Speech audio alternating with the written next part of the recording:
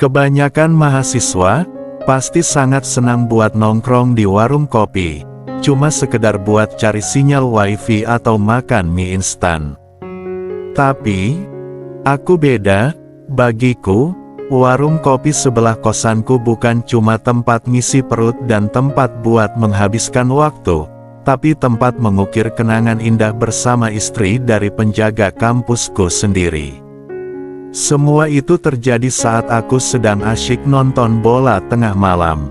Wanita berusia 60 tahun itu memanggilku, seraya menyodorkan koin dan balsem, lalu memintaku beranjak ke dalam untuk membantu menterapi beliau karena alasan meriang. Dan apa yang terjadi setelah proses terapi itu benar-benar di luar nalar. Banyak yang bilang, mahasiswa itu harusnya fokus belajar biar cepat lulus, tak peduli seberat apa beban pikirannya. Tapi, bagaimana jika sang mahasiswa justru menemukan pembimbing dalam kehidupan dari seorang nenek penjaga warung, yang usianya terpaut puluhan tahun? Hal itulah yang terjadi padaku, tepatnya, saat aku menjadi pemuda kuliahan, anak kos-kosan yang malah terjebak praktek bersama nenek yang berusia 60 tahun, simak kisah selengkapnya.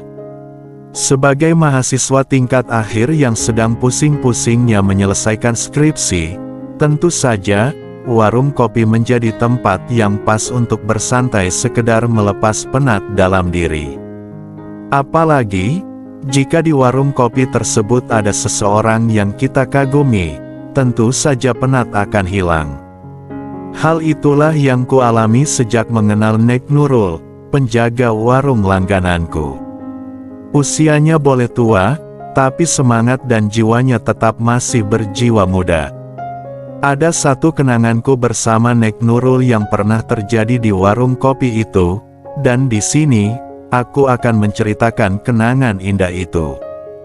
Tempat kuliahku yang berada jauh dari rumah membuatku harus kos agar lebih dekat dari kampusku. Sebut saja namaku Herman, usiaku 23 tahun, dan masih kuliah semester akhir di salah satu kampus swasta di kota Solo. Aku tinggal di kos-kosan yang cukup sederhana, maklum saja, aku memang bukan orang yang berada, sehingga untuk mencari kosan pun harus yang murah pastinya. Yang namanya juga sederhana, tentu fasilitasnya pun di kosanku hanya menyediakan tempat istirahat saja, sehingga untuk keperluan, aku harus ke warung atau tempat lainnya. Beruntung, tempat kosku itu bersebelahan langsung dengan warung sederhana, yang menyediakan makan, kopi, dan tempat nongkrong bagi para mahasiswa. Warung itu milik Pak Diding dan istrinya Nek Nurul.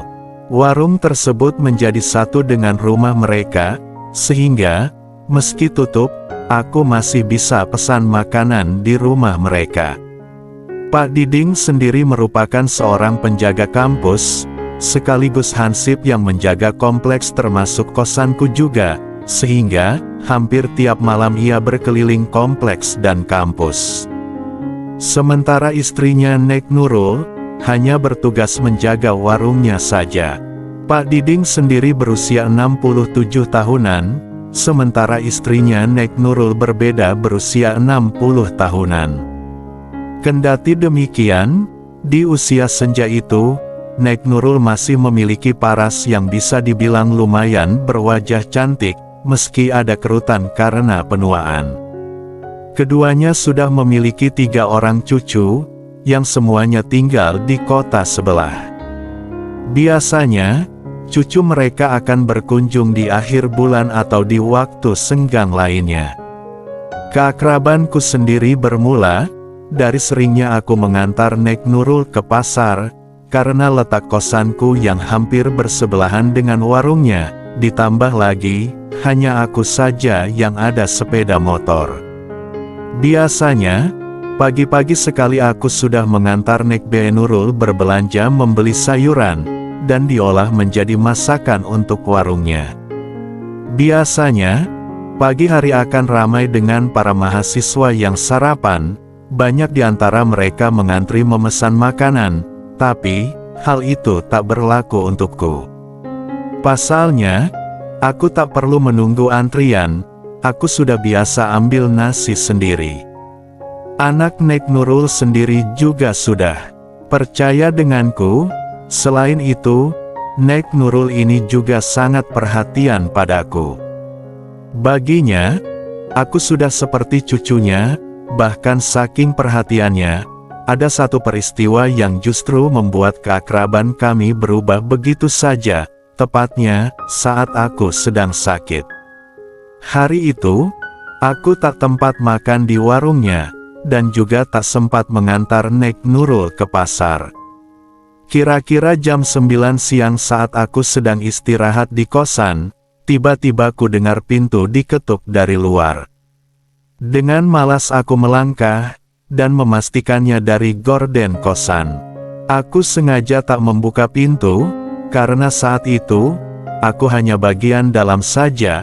Maklum, di ruanganku agak panas, dan aku juga belum ada uang untuk membeli kipas. Setelah kupastikan, rupanya Nek Nurul yang ada di depan pintu kosanku. "Herman, kamu kenapa? Kok enggak pesan makan?" tanya Nek Nurul. "Mau pesan gimana Nek? Aku lagi meriang," sahutku sekenanya. "Yowes, tunggu bentar, biar nenek anterin nasinya," ujarnya. "Nggak perlu Nek, nanti biar Herman kesana," jawabku singkat. Secara bersamaan, ponselku berdering, ada telepon dari teman kampusku. Saking seriusnya bicara di ponsel, hingga beberapa menit kemudian, sampai-sampai tak menyadari, pintu kosanku terbuka, dan Nek Nurul berjalan masuk membawa sepiring nasi untukku. Tentu saja aku kaget, apalagi masih dengan bagian dalam. "Nih men nasinya," ujarnya terjeda, saat memperhatikanku, dan fenomena hikmah kehidupan yang ada padaku. "Loh man, itu," sambungnya sedikit terkejut. Iya Nek," ujarku salah tingkah, tapi Nek Nurul malah senyum-senyum sendiri. Memang, kalau pagi, entah kenapa, kehidupan yang ada padaku itu terbiasa siaga sendirinya. "Walah," ujar Nek Nurul seakan terperanjat. Aku tak menjawab, karena aku juga begitu bingung. "Yo wes, sarapan dulu, nenek tinggal ke warung ya, nasinya dimakan," ujarnya tersenyum sambil berlalu dari tempatku. Dan sejak itu, entah kenapa, aku jadi sungkan sendiri kalau ke warungnya, apalagi sejak itu sikapnya malah makin beda. Kadang, ia curi-curi pandang atau senyum-senyum sendiri kalau aku nongkrong atau makan di sana. Awalnya, memang aku bingung, namun lama-lama, aku cuek aja. Selain nongkrong dan makan, di warung itu juga ada TV-nya. Aku juga sering nonton bola di sana. Maklum saja, di kosanku nggak ada TV-nya. Jadi, kalau nonton bola, ya nontonnya di warung saja. Bahkan pernah pula, aku nonton bola sampai ketiduran, dan baru pulang pagi harinya. Pak Diding, suami Nek Nurul pun tak pernah mempersoalkan hal itu. Hitung-hitung ikut jaga warung katanya, apalagi, Pak Diding sendiri hampir setiap malam tak ada di sana, karena ia harus bertugas jaga kompleks dan kampus. Sedangkan di rumah, kadang hanya aku dan Nek Nurul saja. Mungkin, Pak Diding pikir aku masih muda, dan tak mungkin berminat pada istrinya. Aku pun awalnya berpikir demikian, tapi, namanya manusia, pasti ada saja hilafnya. Suatu malam, saat aku menonton siaran bola Liga Jerman, mendadak Nek Nurul memanggilku. "Men, Herman," panggil Nek Nurul dengan suara lantang. "Iya Nek," sahutku, namun, saat itu, aku sedikit terheran, mendapati Nek Nurul hanya dengan sarung tak seperti biasanya. Herman, nenek boleh minta tolong, ujarnya. Tolong apa Nek? Tanyaku penasaran. Tolong kerokin bentar, nenek tiba-tiba meriang, sahutnya seraya membawa koin dan balsem. Walaupun aku tak begitu mahir dalam terapi tersebut, tapi nggak tahu kenapa, aku malah mengiyakannya, maka, aku pun membantunya. Layaknya kerokan pada umumnya, pastilah semua diletakkan seperti biasa, hingga beberapa saat lamanya, rupanya memang benar, jika nenek meriang, karena hasilnya pun merah semua. Sambil membantunya, kami juga ngobrol ngalor ngidul tentang apa saja, sampai akhirnya tiba pada obrolan yang membuatku bingung untuk menjawabnya. Men, kamu kok masih sendiri aja? Memang nggak ada pacar? Di kampus kan banyak yang cantik-cantik, tanyanya. Belumlah Nek, belum minat aja, jawabku sekenanya, makan aja masih susah masih ngutang, gimana kalau ada pacar, apa ada yang minat sama cowok pas-pasan kayak aku Nek, ujarku. Iya, tapi jangan lama-lama loh, sendiri itu gak enak, kayak nenek ini, ujarnya. Siang sibuk kerja, malam ditinggal kayak gak ada suami saja, meskipun nenek sudah tua, tapi kan, masih, Nek Nurul menjeda ucapannya. Masih apa Nek? Tanyaku bingung dan kikuk. Ya, masa nggak tahu sih men, sahutnya sambil tersenyum.